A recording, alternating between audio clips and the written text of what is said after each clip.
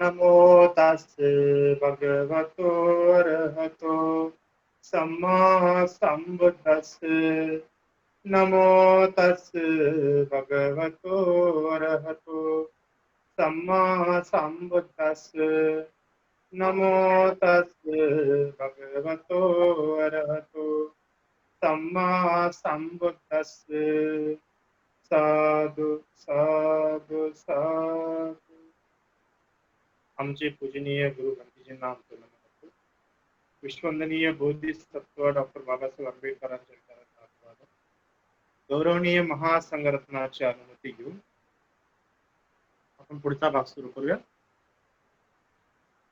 काल आपण बघितलं होतं की भिक्षूंचा चिवर त्यागासंदर्भात आहे की नाही, की कशा पद्धतीमध्ये जर एखाद्या व्यक्ती श्रोतापन्न असेल त्यालाच प्रवचित करावं, जेणेकरून ते पुन्हा शिवर उतरवून जाणार. मग या संदर्भात भंते नागसेनांनी बरेच की उदाहरणं देऊन समजत नाही. त्यातले 2-3 उदाहरणं राहिलेले आहेत ते आपण आता घेऊयात. तर काय म्हणतात भंतीजी पुढे? भंतीजी म्हणतात, महाराज, कुणी एखादा हुशार सैनिक भयंकर युद्ध संग्रामात गेला असता, सर्व बाजूंनी शत्रूकडून घेरला गेला, तेव्हा शत्रुवीर हातात तीर, तलवार व भाले घेऊन आपल्याकडेच येत आहे असे पाहून तो भयभीत झाला, घाबरून गेला आणि शेवटी मैदान सोडून पळून गेला. ते का? तर लढाईत स्वतःचे चहूबाजूने संरक्षण करावे लागत असते. म्हणून महाराज, याचप्रमाणे जे स्वभावतः संयमशील नाहीत, ज्यांना कोणतेही पाप करण्याची थोडी सुद्धा लाज वाटत नाही, जे सुस्त आहेत, ज्यांच्या अंगी ध्येय नाही, जे स्वभावाने चंचल आहेत आणि जे मूर्ख जेथे तेथे चुकाच करीत असतात, ते बुद्ध शासनात प्रवचित तर होतात, परंतु प्रवचितांना फार मोठा संयम पाळावा लागतो. हे पाहून ते घाबरून जातात आणि ते टिकाव धरू न शकल्यामुळे शिवर सोडून पुन्हा ग्रहस्थ बनतात. असे का? तर बुद्ध शासनात प्रवचितांना फार मोठा संयम पाळावा लागतो. याप्रमाणे बुद्ध शासनात प्रवचितांना किती संयम पाळावा लागतो असे त्यांना दिसून येते. पुढे भंतीजी म्हणतात, महाराज, फुलात सर्वात उत्तम फुल मोगऱ्याचे आहे. त्याच्याही झुडपावर कधी कधी कीटक पडतात आणि 1-2 फुले कुरतडून खाली पडतात, परंतु ती 1-2 फुले पडल्याने सर्व झाडाची सुंदरता काही नष्ट होऊन जात नाही. त्यावर जी काही फुले असतात तीच आपल्या सुगंधाने दाही दिशांना वातावरण सुगंधित करून टाकतात.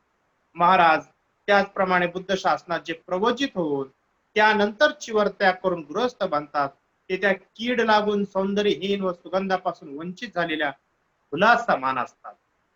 याप्रमाणे ते गृहस्थ जीवनात परत गेल्याने बुद्ध धम्मावर कोणत्याही प्रकारचा कलंक लागत नाही, कारण जे सामर्थ्य संपन्न भिक्षू बुद्ध शासनात राहतात त्यांच्यातील शील सुगंध निश्चितच देवता आणि मनुष्यांनी युक्त असा या वर्तमान संसारात व्यापून राहत. पुढे आहे कुरुंबकाची झाडे आहे कुरुंबकाची, त्या संदर्भात उदाहरण दिलेलं आहे. महाराज, ज्याप्रमाणे साळी नामक लाल धानाच्या शेतात कुरुंभक कुरुंभक कुरुंभक नावाची झाडे उगवून मध्येच वाळूनही जातात, परंतु त्यामुळे धानाच्या शोभिवंत शेतीला कोणत्याही प्रकारे बट्टा लागत नाही. जे धान टिकून राहतो त्याचे सौंदर्य विशेष असते. महाराज, त्याचप्रमाणे जे बुद्ध शासनात प्रवचित होतात आणि नंतर चिवर सोडून ग्रस्त बनतात, ते लाल धानाच्या शेतामध्ये उत्पन्न होऊन वाळून गेलेल्या कुरुंबक नावाच्या झाडाप्रमाणे सुकून जाणारे समजावे. याप्रमाणे त्यांनी चिवर त्याग करून पुन्हा परत ग्रस्त जीवनात गेल्यामुळे भिक्खू संघाची शोभा थोडी सुद्धा कमी होत नाही. जे काही भिक्षू टिकून राहतात ते अर्हत पद प्राप्त करून घेण्यास पात्र होतात. पुढे म्हटलेलं आहे, महाराज, यथेच्छ फळ देणाऱ्या रत्नामध्ये एका भागात निष्क्रियता येत असते, परंतु त्यामुळे त्याची किंमत कमी होत नाही. यथेच्छ फळ देणाऱ्या रत्नांमध्ये सुद्धा एक भाग निष्क्रियता येऊ शकते, परंतु त्यामुळे त्यांची किंमत कमी होत नाही. कारण रत्नाचा जो स्वच्छ भाग असतो त्याचेच तेज विशेष असते. ते पाहूनच लोकांना अतिशय आनंद होतो.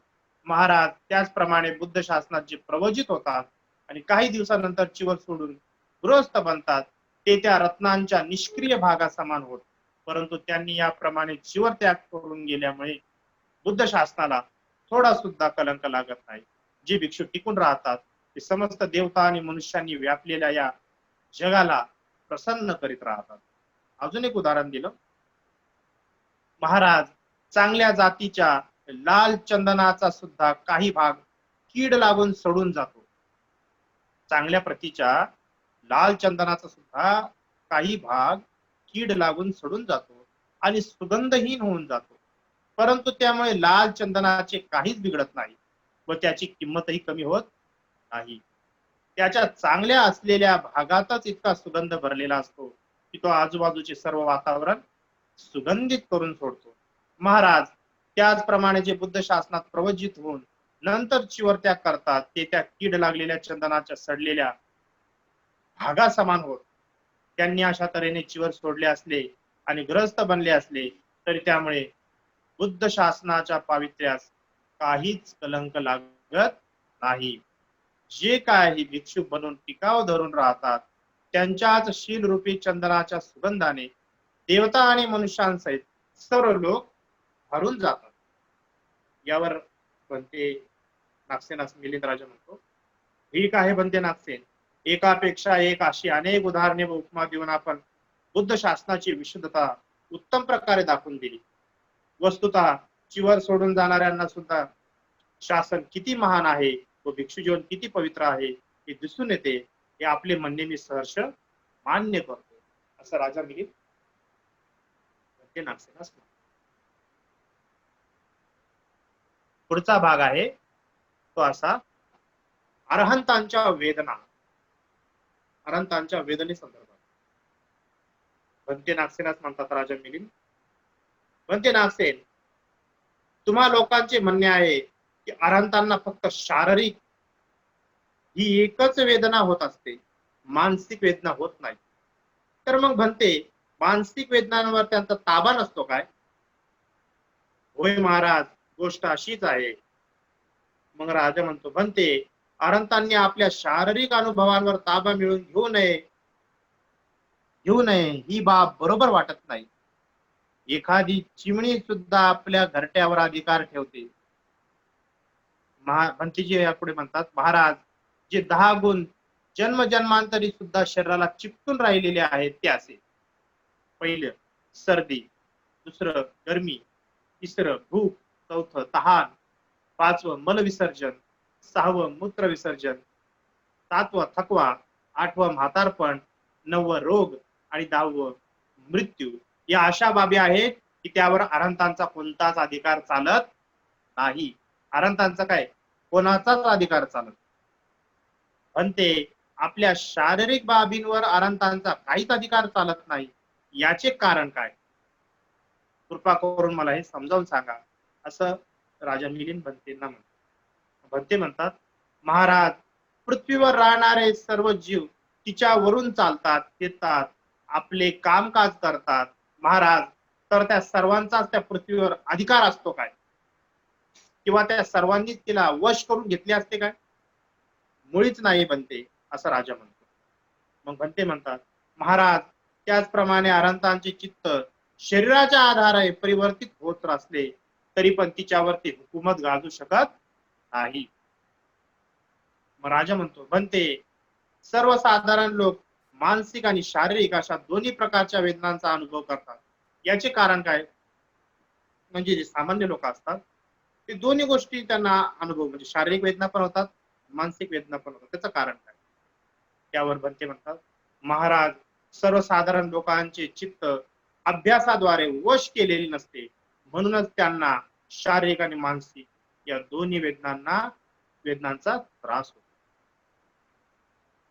पुढे म्हणतात, महाराज चारा पाणी न मिळाल्यामुळे भुकेने व्याकुळ असलेला शक्तिहीन बैल एखाद्या गवताच्या लहानशा कमजोर दोरीने किंवा एखाद्या वेलीने सुद्धा बांधला जाऊ शकतो. परंतु तीच भुकेची आग कुपित होऊन भडकली तर चांगली मजबूत दोरी तोडून पळून जाऊ शकतो. महाराज, याप्रमाणे चित्त चंचल आहे.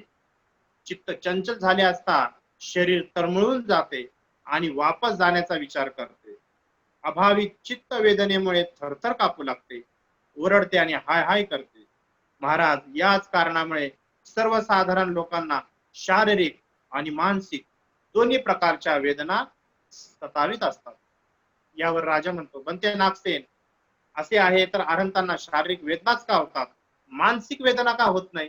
म्हणजे जे अरहंत आहेत त्यांना शारीरिकच वेदना का होतात, मानसिक वेदना का त्यांना जाणवत नाही?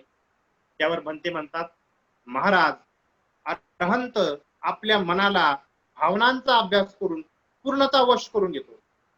अर्थात काय करतो, आपल्या मनाला भावनांचा अभ्यास करून, भावना म्हणजे कायानुपස්සना, वेदनानुपස්සना, चित्तानुपස්සना, आहे की नाही, आणि धम्मानुपස්සना, या 4 पස්සनेचे भावना तो करत असतो. त्यामुळे तो चित्ताला म्हणजे मनाला वश करून घेतो. त्यांचे मन पूर्णपणे त्यांच्या अधिकारात आलेले असते. ते आपल्या इच्छेप्रमाणे फिरवू शकतात. त्यांना जर काही दुःख झाले तर जगाच्या अनित्यतेबद्दल दृढतापूर्वक विचार करतात. जणू काही आपल्या चित्ताला समाधी रूपी खुंट्याला बांधून ठेवतात. यामुळे त्यांचे चित्त चंचल न होता स्थिर आणि दृढ राहते. दुःखामुळे त्यांचे शरीर कितीही तळमळू लागले व लुळू लागले तरी त्यांच्या मनावर त्याचा काहीच परिणाम होत नाही. महाराज, याप्रमाणे अरहंतांना केवळ शारीरिक वेदना होतात, मानसिक वेदना मुळीच होत नाही. मग बनते नागसेनाला राजा मिलिंद म्हणतात, बनते नागसेन, दुःखामुळे शरीर कितीही तळमळले, लोटपोट होऊ लागले तरी पण चित्त मात्र स्थिर आणि दृढ राहते, ही तर फारच मोठी गोष्ट झाली. कृपा करून एखादी उपमा देऊन समजावून सांगावी. यावर ते जी उपमा देतात ते सांगतात, महाराज, एखादे फार मोठे हिरवेगार झाड आहे, एखादे फार मोठे हिरवेगार झाडे आहे, त्याचे खोडही धत्यामाने फारच मोठे आहे, त्याच्या फांद्या सुद्धा चौफेर लांब लांब पसरल्या आहेत. तेव्हा कधी जोराचा वारा आला आणि सर्व फांद्या मागे पुढे व आजूबाजूला हलू डोलू लागल्या असता, महाराज, त्या वाऱ्याने या झाडाचे ते खोड सुद्धा हलू लागले काय? म्हणते, मुळीच नाही. महाराज, त्या खोडाप्रमाणे अरहंतांचे चित्त स्थिर व दृढ समजले पाहिजे. बनते नागसेन, किती आश्चर्य आहे, किती अद्भुत आहे. याप्रमाणे सतत प्रज्वलित राहणारा धर्मप्रेम मी कधी आजपर्यंत पाहिला नाही. म्हणजे किती आश्चर्याची गोष्ट आहे की बनते नागसेन, तुम्ही कुठल्याही पद्धतीचं उत्तर एकदम क्षणाचा विलंबही न लावता उदाहरणासहित लोकांना पटवून देतात. म्हणजे याबद्दल आश्चर्य व्यक्त केलं राजा मिलिंदाने. पण ते नागसेनाच्या त्या प्रज्वलित होणाऱ्या ज्ञानाकडे पाहून, बुद्धीकडे पाहून. खरीच गोष्ट आहे. पुढे आहे गृहस्थांचे पाप. राजा मिलिंद म्हणतो, पुढचा प्रश्न विचारतो, म्हणते नागसेन, कुणी एक गृहस्थाने पाराजिक पाप केले. पाराजिक असतात, 4 पाराजिक असतात. पहिलं पाराजिक असतं प्राणीहिंसा. प्राणीहिंसा म्हणजे हत्या. दुसरं पाराजिक असतं चोरी. तिसरं पाराजिक असतं खोटे बोलणे. आणि चौथं पाराजिक असतं चमत्कारिक गोष्टी असल्याचा दावा करणे. म्हणजे जर एखाद्या भिक्षूकडनं हत्या झाली तर तो पाराजिक दोष समजला जातो. एखाद्या भिक्षूने चोरी केली तर तो पाराजिक दोष समजला जातो. एखाद्या भिक्षूने असत्यवाणी बोलली तर तोही पाराजिक दोष समजला जातो. आणि एखाद्या भिक्षूने माझ्याकडे अशा चमत्कारी दिव्य दृष्टीच्या गोष्टी आहे, मला हे माहिती आहे, मी हे जाणतो, असं जर म्हटलं तर ह्या गोष्टी सुद्धा पाराजिक आहे. अशा 4 पाराजिक जर एखाद्या भिक्षूकडनं घडल्या तर तो भिक्षू म्हणण्याच्या लायकीचा राहत नाही. तो भिक्षू पदावरनं खाली पडतो. भलेही त्याच्या अंगावर चोर असले तरी त्याचं भिक्षुत्व नष्ट होऊन जाते. असे हे 4 पाराजिक आहे. मग या ठिकाणी म्हणते नागसेनास राजा मिलिंद म्हणतात की कोणी एका ग्रहस्थाने पाराजिक पाप केले आणि त्यानंतर तो प्रवचित झाला. आता त्याला हेही स्मरण राहिले नाही की आपण ग्रस्त असताना पाराजिक पाप केले होते आणि दुसऱ्याने सुद्धा कधी त्याला त्या पापाची आठवण करून दिली नाही. अशा अवस्थेत आता तो अर्हत पदाचा लाभ करून घेण्यासाठी प्रयत्न करीत आहे, तर त्याला अर्हत पदाचा लाभ करून घेण्यात सफलता मिळू शकणार नाही. त्याचप्रमाणे सत्यपथावर येण्याचा जो त्याचा हेतू होता तो एकदमच नष्ट झाला आहे. त्यामुळे आता त्याला सफलता मिळणार नाही. म्हणते नागसेन, तुम्ही लोक असेही सांगत असता की आपण केलेल्या पापांची आठवण होताच पश्चाताप होतो. पश्चातापामुळे चित्त गूढ बनते. चित्त गूढ बनल्यामुळे सत्याकडे त्याची गती वाढत नाही. जर अशीच बाब असेल तर पापांची आठवण होत नसल्यामुळे त्याला पश्चातापही होणार नाही व त्याचे सुद्धा गूढ बनणार नाही. आणि चित्त जर गूढ बनले नाही तर त्याची गती सत्याकडे का बरे वाढणार नाही? या गूढ प्रश्नाचे दोन उलटे परिणाम निघतात. तेव्हा जरा विचारपूर्वक उत्तर द्यावे. मग असे दोन डिफरंट सांगितलेले. पराजिक अपराध घडल्यानंतर त्या व्यक्तीला अर्हत पदाची प्राप्ती ह्या जन्मात होऊ शकत नाही. बघ या ठिकाणी म्हटलेले, जर एखाद्या व्यक्तीने पराजिक पाप केलं आणि पराजिक पाप केल्यानंतर जर तो भिक्षू झाला आणि भिक्षू झाल्यावर आता त्याला हेही आठवत नाही की त्याने पराजिक अपराध केलं, किंवा त्याला कोणी आठवणही करून दिली की नाही की तुझ्याकडनं हे पराजिक अपराध घडलेले आहे, मग अशा वेळेस त्याला अर्हत पदाचा लाभ मिळवून घेण्यात सफलता मिळणार नाही, किंवा सत्यपथावर येण्याचा हेतू नष्ट झाल्यामुळे त्याला आता सफलता म्हणजे अर्हत पद भेटणारच नाही, असं तुम्ही लोक म्हणता. म्हणजे तुम्ही लोक असंही म्हणता की एखाद्या व्यक्तीने पाप केले आणि ते पाप केल्यानंतर जर त्याचा पश्चाताप झाला आणि पश्चातापामुळे त्याचं चित्त गूढ बनते, गूढ चित्त बनल्यामुळे त्याची सत्याकडची गती थांबून जाते. जर अशीच बाब असेल तर पापांची आठवण होत नसल्यामुळे म्हणजे पश्चाताप झाल्यामुळे जर अशी सत्याकडे त्याची गती वाढत नसेल तर हा तर असा व्यक्ती की याला आता आठवणच राहिली नाही, है की नाही? मग याला पश्चातापच होणार नाही आणि पश्चाताप न झाल्यामुळे हा सत्याकडे आपोआप वळेल, असं तुम्हाला वाटत नाही का? यावर भंतीजी काय उदाहरण देतात आपण ते बघूया. भंतीजी म्हणतात, महाराज, चांगल्या प्रकारे मशागत केलेल्या आणि उपजाऊ ओलीत केलेल्या शेतात विचारपूर्वक वेळेवर चांगले बी पेरले तर ते उगवेल की नाही? है की नाही? एखादी भूमी, ती भूमी अशी की जी जी मशागत केलेली आहे ती फार उपजाऊ आहे आणि ओलीत आहे, ओली भूमी आहे. जर तिच्यात त्या शेतात जर विचारपूर्वक जर काही पेरले तर ते उगवेल की नाही? होय बनते, निश्चितच, अवश्य ते उगवेल. पुढे म्हटलेलं आहे, अवश्यच उगवेल, असं राजा असं राजाला बनते नागसेन त्या ठिकाणी म्हणतात. पुढे आहे, महाराज, तेच बी एखाद्या खडकावर पेरले म्हणजे तेच बी एखाद्या खडकावर फेकले तेथे उगवेल काय? नाही बनते, अजिबात उगवणार नाही. महाराज, तेच बी चांगले उपजाऊ जमिनीत पेरले असता उगवते आणि खडकावर टाकले असता उगवत नाही. याचे कारण काय? त्यावर नागसेन म्हणतात, भंते मिलिंद राजा नाग राजा मिलिंद भंते नागसेनाला म्हणतात, म्हणते, खडकावर बीज उगवण्याचे हेतू म्हणजे साधनच उपलब्ध नाही, कारण की खडकावर जमीनच नाही, त्याला ती जमीनच भेटत नाही आणि साधन सामुग्री शिवाय बीज उगू शकत नाही. पुढे ते म्हणतात, पण ते खडकावर बीज उगवण्याचे हेतू नष्ट झाल्यामुळे त्या ठिकाणी बीज उगू शकत नाही. महाराज, भंते म्हणतात, महाराज, त्याचप्रमाणे सत्याकडे गतिमान होण्याचे जे साधन म्हणजे हेतू ते सर्व नष्ट झाले आहेत आणि साधनाशिवाय सत्याकडे गतिमान होणे शक्य नाही. पुढे म्हटलेलं आहे, महाराज, एखादी काठी, दगड, छडी किंवा लोखंडाचा गोळा हवेत फेकला असता तो तेथे पृथ्वीप्रमाणे राहू शकेल काय? म्हणजे एखादी वस्तू जी उदाहरण दिलेले काठी, दगड, छडी किंवा लोखंडाचा गोळा जर हवेत फेकला तर हवेतच राहील काय? खाली येईल ना. मुळीच नाही बनते. महाराज, तो पृथ्वीवर तर राहू शकतो पण हवेत राहू शकत नाही. याचे कारण काय? म्हणते, तो हवेत स्थिर राहण्याकरिता हवेत काही साधन उपलब्ध नाही, यामुळे तो तिथं स्थिर राहू शकेल, है की नाही? तेव्हा साधनाशिवाय तो तिथे कसं काय राहू शकेल?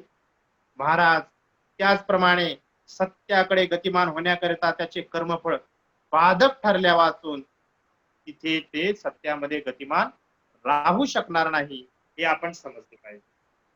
पुढे म्हणतात, महाराज, पृथ्वीवर तसा अग्नी जळू शकतो कसा असतो, पाण्यावर सुद्धा जळू शकेल काय? जमिनीवर अग्नी पेटतो तसं तो पाण्यावर सुद्धा पेटवता येईल काय? नाही बनते, मुळीच पेटवता येणार नाही. ते का बरे महाराज? बनते, अग्नी जळावयाची जी काही साधने असतात ती पाण्यात उपलब्ध नाही आणि त्यामुळे त्या ठिकाणी अग्नी जळू शकत नाही. काय साधन लागते बरं अग्नी पेटण्यासाठी? लाकडं, अग्नी आणि विशेष म्हणजे भूमी, एक पृष्ठभाग लागतो ज्याच्यावर ठेवून तुम्ही ती अग्नी पेटवू शकता. पाण्यावर नाही करू शकत, कारण की पाण्यावर त्या पद्धतीची भूमी उपलब्ध नाही. मग भत्ते म्हणतात, महाराज सत्याकडे गतिमान होण्याकरिता त्याचे कर्मफळ बाधक ठरल्यामुळे ते राहू शकत नाही. भंते नागसेन, या विषयावर अजून थोडा विचार करा, कारण आपण सांगितलेल्या गोष्टी अजूनही मला पटल्या नाहीत. आपण केलेल्या पापांचे स्मरण झाल्याशिवाय पश्चाताप होत नाही, तेव्हा तेथे अडचण ती कशी आहे की?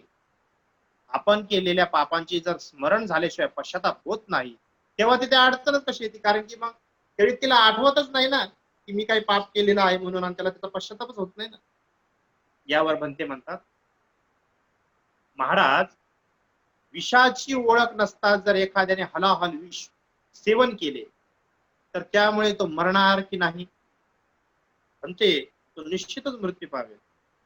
भंतेजी म्हणतात, महाराज त्याचप्रमाणे त्याला त्याचे कर्मफळ बाधक ठरल्याशिवाय राहणार नाही. अजाणता अग्नीवरून चालतो त्या संदर्भात म्हटलेले, महाराज कुणी एक मनुष्य अजाणता अग्नीवरून चालू लागला तर तो भाजेल की नाही? म्हणजे त्याला माहितीच नाही, माहित नसताना जर तो त्याच्यावर चालायला लागला तर तो भाजणार की नाही? म्हणते अवश्य त्याचे अंग भाजेल. महाराज त्याचप्रमाणे जरीही त्याला त्याच्या पापांचे स्मरण नसले तरी सुद्धा त्याचे कर्मफळ त्याला बाधक ठरल्याशिवाय राहणार नाही.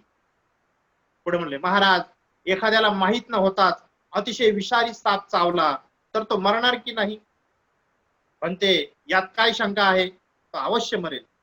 महाराज त्याचप्रमाणे ज्याला त्याचे पापाचे स्मरण राहिले नाही आणि पश्चाताप जरी झाला नाही तरी सुद्धा त्याचे कर्मफळ त्याला बाधक ठरते.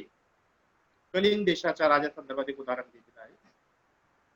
महाराज आपणास हे माहित आहे काय की जेव्हा कलिंग देशाचा राजा 7 रत्नांसह आपल्या हत्तीवर बसून कोणी आप्तांसह म्हणजे त्याच्या जवळच्या लोकांसोबत भेटावयास जात असता त्याला माहित नसून देखील तो सरळ बोधी वृक्षावर जाऊ शकला नाही, अगदी त्याचप्रमाणे स्वतः तो त्या मोठ्या जपाचे स्मरण करीत नसला तरी पण तो सत्याकडे गतिमान मुळीच होऊ शकत नाही. यावर राजा म्हणाला, म्हणते बरोबर आहे, भगवान बुद्धांनी सांगितलेली गोष्ट कोणीही बदलू शकत नाही, हे मी या ठिकाणी स्वीकार करतो आणि आपण सांगितलेली गोष्ट मला पटली आहे असं या ठिकाणी राजा त्यांच्याबद्दल नमूद करतो. साधू साधू. खरी गोष्ट आहे, जरी एखाद्या गृहस्थाने पाराजिक अपराध केले आणि पाराजिक अपराध केल्यानंतर जो भिक्षू झाला तर त्याचे अर्हत्वाकडे जाण्याचे मार्ग बंद होऊन जातात. एक कारण असते त्याच्या कर्मफळ. भलेही त्याला स्मरण असो किंवा नसो की मी अमुक अमुक ठिकाणी पाप केले का नाही केले का, कारण की जरी त्याला त्याचा पश्चाताप होत नसला तरी सुद्धा त्याला त्याचे कर्मफळ बाधक ठरणारच. जसे की चुकून एखाद्या व्यक्तीचा हात जर तव्यावर पडला तर तो भाजेल की नाही? भाजलच ना. भलेही त्याला त्याच्या कर्माची आठवण असो अथवा नसो, त्याला पश्चाताप हो अथवा न हो, पण ते कर्मच त्याला बाधक ठरत असते. या ठिकाणी फार सुंदर उदाहरण भंते नागसेनाने दिलं आणि या प्रश्नाला त्यांनी अचूक उत्तर देऊन राजाला प्रसन्न केलं. म्हणजे राजाची शंका प्रसन्न करण्यापेक्षा राजाची शंका त्यांनी दूर केली. पुढे आहे ग्रहस्थ आणि भिक्षू यांचा कुशीलातील भेद. म्हणजे ग्रहस्थ आणि भिक्षू यांच्यामधला कुशील म्हणजे जे वाईट शिला म्हणजे जे दुराचार आहे त्या दुराचारांमध्ये भेद कसा आहे, भिक्षू मधला दुराचार आणि उपासकामधला दुराचार याच्यामध्ये कसा भेद आहे ते आपण उद्या बघणार आहोत. जो झालेला भाग आहे हा भाग तुम्हाला निश्चितच समजला असेल अशी मी अपेक्षा करतो. तसं नाही, त्यांचा प्रश्न आहे किंवा असा कोणी व्यक्ती असेल की ज्याच्याकडनं हा अपराध घडला नसेल, आहे की नाही. पराजिक जे मी 4 पराजिक सांगितले, परंतु ह्या ठिकाणी राजांनी प्रश्न केलेला आहे की एखादा व्यक्ती जर पराजिक गोष्ट उत्पन्न झाला आहे की नाही आणि पराजिक होऊन जर तो भिक्षू झाला, तर असं नाहीये माझ्या माहितीनुसार भिक्षू झाल्यानंतर त्याच्याकडनं पराजिक नाही झालं पाहिजे. जर तो भिक्षू झाल्यानंतर जर पराजिक अपराध त्याच्याकडनं घडत असेल आणि त्याला त्याचं स्मरण राहत नसेल, त्याचे परिणाम त्याला भोगावे लागतात.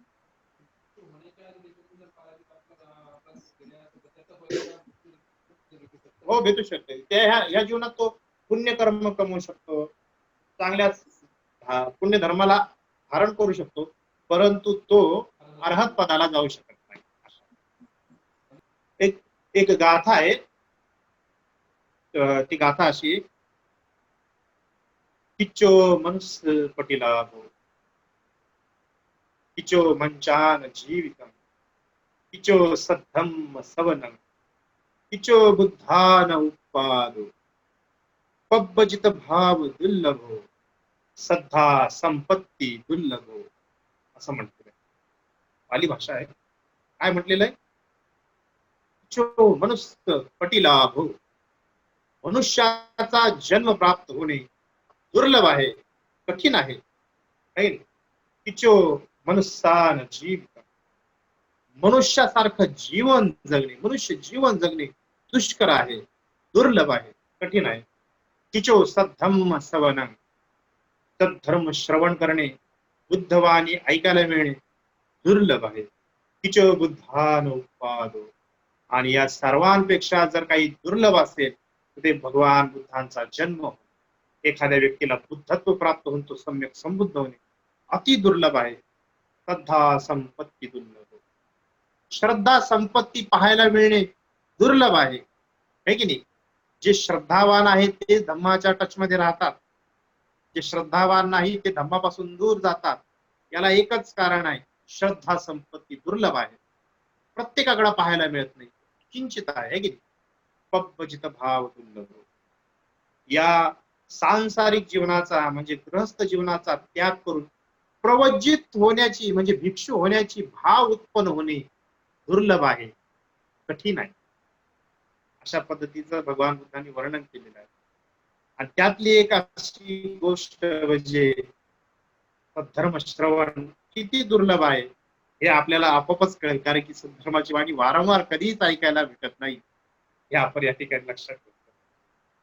असं या ठिकाणी जी आपण देसना ऐकली, त्या देसनेतनं जे काही कुशल पुण्यकर्म संचित झालं, त्या कुशल पुण्यकर्माच्या अनुभवाने आपणा सर्वांना ह्याच गौतम भगवान बुद्धांच्या शासनामध्ये उत्तम 4 आर्य सत्य साक्षात करण्याचे भाग्य प्राप्त होईल. साधु साधु साधु. सर्वांना या ठिकाणी आशीर्वाद प्रदान. सविंद्रियो विवाज्यन्तो साप्रोगो विनश्यतो, माते भवन्त्वन्तरायो सुखी दीर्घायुको भव, अभिवादनशीलाञ्च नित्यं वट्टापचारिणो, चत्तारो धम्म वर्धन्ति आयुवन्नो सुखं बलम्. साधु साधु साधु. उपस्थित असलेल्या सर्वांचे मंगल हो, सर्वांना आयु आरोग्य शील संपत्ती प्राप्त. सर्वांनी काळजी घ्या. सर्वांना सांगतो की परिस्थिती गंभीर झालेली आहे. WHO ने आता वॉर्निंग दिलेली आहे की भयंकर परिस्थिती आहे आणि पुन्हा लॉकडाऊन करावं लागेल, तर अशी परिस्थिती निर्माण झाली. तरी सुद्धा बाहेर जाताना काळजी घ्या, मास्क वापरा, स्वतःची काळजी व्यवस्थित स्वतः घ्या. नमो बुद्धाय, जय भीम. नमो बुद्धाय, जय भीम.